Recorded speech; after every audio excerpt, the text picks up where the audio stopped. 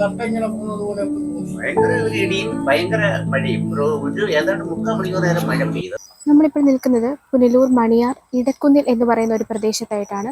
വളരെ ദുഃഖകരമായിട്ടുള്ള ഒരു വാർത്ത നിങ്ങളുമായി പങ്കുവെക്കാനാണ് ഞങ്ങൾ ഇന്നിവിടെ നിൽക്കുന്നത്.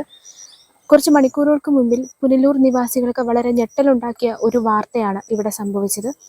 വളരെ നിമിഷങ്ങൾ മാത്രം നീണ്ടു നിന്ന ഒരു മഴ, ആ ഒരു മഴയെ തുടർന്നുണ്ടായ ഇടിമിന്നലേറ്റുകൊണ്ട് 2 അമ്മമാർ മരണമടഞ്ഞിരിക്കുകയാണ്.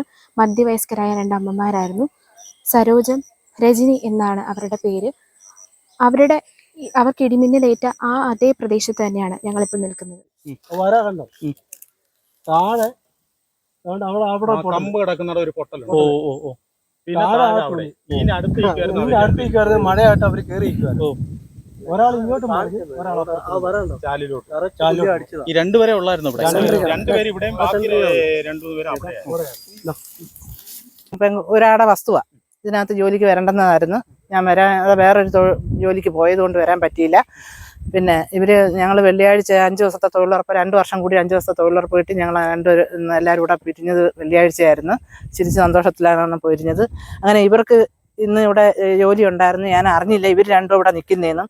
ഞാൻ ജോലിയും കഴിഞ്ഞ് വീട്ടിൽ രാവിലെ 10:30 വന്നപ്പോൾ ഉണ്ട് എൻ്റെ നാത്തൂന് ഓടിക്കൊണ്ട് വന്ന് പറഞ്ഞ്, ചേച്ചി സരോജവും രജനി ചേച്ചിയും ഇവിടെ ഇടിവെട്ടേറ്റ് കിടക്കുന്നെന്ന് പറഞ്ഞ്. അങ്ങനെ ഞാൻ നിന്ന നിപ്പിൽ ഞാനും എൻ്റെ ഭർത്താവോട് ഓടി വന്നപ്പോൾ ഇവിടെ ആൾക്കാരൊക്കെ നിൽപ്പുണ്ട്.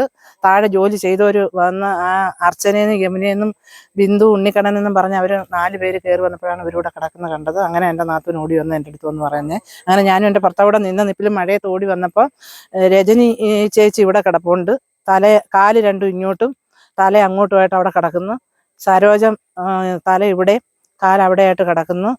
ഇവര് പിന്നെ ഞങ്ങൾ വന്ന മഴയത്ത് വന്ന് ഞാനും എൻ്റെ ഭർത്താവും ലക്ഷ്മണനും അച്ചായനെന്ന് പറയും. കൊണ്ടുപോകുമ്പോൾ ജീവനില്ല, 2 പേർക്കും ജീവനില്ല. സരോജത്തിന്റെ വായിന്ന് നൊരയും പതയും വന്നുകൊണ്ടിരിക്കുന്നു. ആ സ്പോട്ടിൽ തന്നെ മരിച്ചിട്ടുണ്ട്.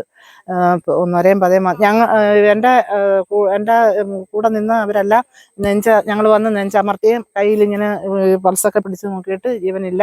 തല ഇങ്ങനെ ഒടിഞ്ഞു കിടക്കുമായിരുന്നു. 2 പേരുടെ നൂത്തിരിച്ചിട്ട് നൂത്തിരിക്കുന്നില്ല. 2 പേർക്കും അന്നേരം ജീവൻ പോയി. രജനി ചേച്ചിയുടെ ചുണ്ടെല്ലാം കറുത്ത് സരോജത്തിന്റെ വായിന്ന് നൊരയും പതയും വന്നുകൊണ്ടിരിക്കുമായിരുന്നു.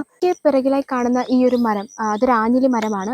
അവിടെ അഭയം പ്രാപിച്ചതാണ്. മഴയും ഇടിയും തുടർന്ന് ഈ 2 അമ്മമാരും ഈ ഒരു മരത്തിന് കീഴിൽ അഭയം പ്രാപിച്ചതാണ്. എന്നാൽ ആ ഒരു മരത്തിനേറ്റ ഇടിയുടെ ആഘാതമാണ് ഈ 2 അമ്മമാരെയും മരണത്തിലേക്ക് നയിച്ചത്.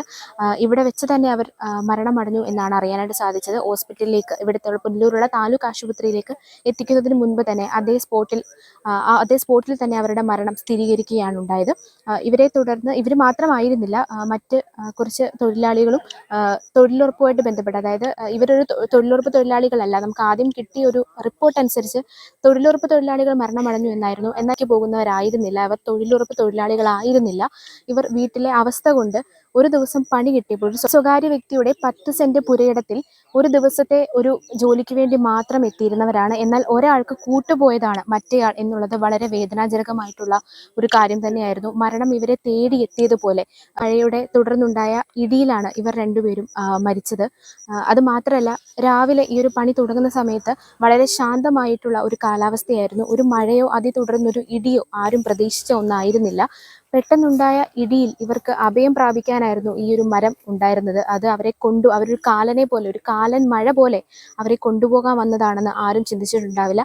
തൊട്ട് താഴെ കാണുന്ന പ്രദേശത്താണ് അവർക്കൊപ്പം ജോലി ചെയ്തിരുന്ന 3-4 വ്യക്തികൾ ഉണ്ടായിരുന്നത്. അവർ ഇടിക്കും മഴയ്ക്കും ശേഷം കയറി വന്നപ്പോഴാണ് ബോധമില്ലാതെ 2 പേരും കിടക്കുന്നതായിട്ട് കണ്ടത്. പക്ഷെ ബോധമില്ലാതെ കിടന്നതല്ല, അവരുടെ മരണമായിരുന്നു അത്. ഇവരുടെ സാമ്പത്തിക ബുദ്ധിമുട്ടുകൾ കാരണമാണ് ഇവരെത്തിയത്. അങ്ങനെ ഇവരുടെ കുടുംബത്തിലേക്ക് നോക്കുകയാണെങ്കിൽ, സരോജം എന്ന് പറയുന്ന ആ ഒരു അമ്മയുടെ വീട്ടിലേക്ക് നമ്മൾ നോക്കുകയാണെങ്കിൽ 42 വയസ്സുള്ളൊരു മധ്യവയസ്കയാണ് സരോജം എന്ന് പറയുന്ന അമ്മ. അമ്മയുടെ വീട്ടിൽ 3 ആൺമക്കളും ഭർത്താവുമായിരുന്നു ഉണ്ടായിരുന്നത്. 2 പേര് വർക്ക്ഷോപ്പ് ജോലിക്കായിട്ട് പോവുകയാണെന്നാണ്. 2ാമത്തെ ആളും 3ാമത്തെ ആളും വർക്ക്ഷോപ്പ് ജോലി ചെയ്തുകൊണ്ടിരിക്കുകയായിരുന്നു. മൂത്ത ആള് മരണം അറിഞ്ഞ് നാളെ തന്നെ എത്തുമെന്നാണ് അറിയാൻ സാധിച്ചത്. രജനി എന്ന് പറയുന്ന അമ്മയുടെ മൃതശരീരം ഇന്ന് കൊണ്ടുവരും, മൊബൈൽ മോർച്ചറിയിൽ വെക്കും. നാളെ ആയിരിക്കും 2 പേരുടെയും അടക്കം. എന്നാൽ സരോജം എന്ന് പറയുന്ന അമ്മയുടെ ബോഡി ഇന്ന് വെക്കുന്നില്ല, വീട്ടിലേക്ക് കൊണ്ടുവരുന്നില്ല. താലൂക്ക് ആശുപത്രിയുടെ മോർച്ചറിയിൽ സൂക്ഷിച്ചിരിക്കുകയാണ്. നാളെയാണ് 2 പേരുടെയും അടക്കം അവർ നിശ്ചയിച്ചിരിക്കുന്നത്. അണ്ണന്റെ ഭാര്യയാണോ അതെ രജനി? രജനിയല്ല സരോജം. സരോജ അല്ലേ? സംഭവ സമയത്ത് ഉണ്ടായിരുന്നു ഇവിടെ? എന്തേ? സംഭവ സമയത്ത് ഉണ്ടായിരുന്നു അണ്ണ വീട്ടിൽ? ഇല്ല, ഞാൻ രാവിലെ അവര് ഈ തൊട്ടപ്പുറത്തെ വീട്ടിലൊരാൾക്ക് ഒരു 10 സെന്റ് സ്ഥലം ഉണ്ടായിരുന്നു. അതിനകത്ത് കാടെടുക്കാനായിട്ട് ഞാനിവിടെ കൂടെ പോയി സഹായം ചെയ്തിട്ട് വന്നു. എന്നോട് ഒക്കെ റേഷൻ വാങ്ങിച്ചുകൊണ്ട് പൈസയൊക്കെ തന്നിട്ട് അച്ഛൻ വരാൻ പറഞ്ഞു. പൈസയൊക്കെ തന്നു. ഞാൻ റേഷനും വാങ്ങിച്ച് ഇവിടുന്ന് 11:30 ബസ്സുണ്ട്. ആ ബസ്സിനകത്ത് കയറി അങ്ങോട്ട് എന്നിട്ട് കൂട്ടുകാരെ എന്നെ ഇവിടുന്ന് പൊരിയൊക്കെ വരെ ബസ്സിനകത്ത് കയറ്റാൻ ഒരു റാപ്പിങ്ങാരൻ എന്നെ ബസ്സിനകത്ത് കയറ്റി വിട്ട് ഞാൻ റേഷൻ കടയിൽ പോയി സാധനം വാങ്ങിച്ച് തിരിച്ച് ആ വണ്ടിക്കകത്ത് തിരിച്ച് ഇവിടെ വന്നപ്പോഴാണ് കടയിൽ വന്നപ്പോഴാണ് എന്നെ പറഞ്ഞ് ഇതുവരെ സംഭവം ഉണ്ട് അറിഞ്ഞത്. എൻ്റെ ഇളയ മോൻ ഇവിടെ ഉണ്ടായിരുന്നു. രണ്ടാമത്തെ അപ്പുറത്ത് ചെറിയൊരു ജോലിയിലപ്പുറത്ത് കൂട്ടുകാരൻ്റെ കൂടെ ജോലി ചെയ്തോണ്ടിരിക്കുന്ന വേറെ വർഷോപ്പിലായിട്ട് പണിയാൻ പോയില്ല. എന്തായാലും ഞാൻ റേഷനും വാങ്ങിച്ച് ഇങ്ങോട്ട് നടന്നു വരുമ്പോ ഇവന്മാരെ വണ്ടിക്കകത്ത് അങ്ങോട്ട് പോകുന്നുണ്ട്. രാവിലെ ജോലി സ്ഥലത്ത് പോയിരുന്നോ? ഞാനിവിടെ പോയി ഇങ്ങനെ ചെയ്യണം, നമ്മളെ സഹായിച്ചു കൊടുത്ത് ഞാൻ ചെയ്യേണ്ടതെന്ന് പറഞ്ഞു. അവർ കുറച്ച് സ്ഥലമേ ഇല്ലാത്ത ഞാൻ സ്ഥിരമായിട്ട് പോകുന്നുണ്ട്. അല്ല, ഈ വർഷം തന്നെ 3 ദിവസത്തെ ജോലി എങ്ങാണ്ടേ ഉള്ളായിരുന്നു തൊഴിലുറപ്പിന്റെ. വല്ലപ്പോഴും അങ്ങനെയാണ് എല്ലാ വർഷവും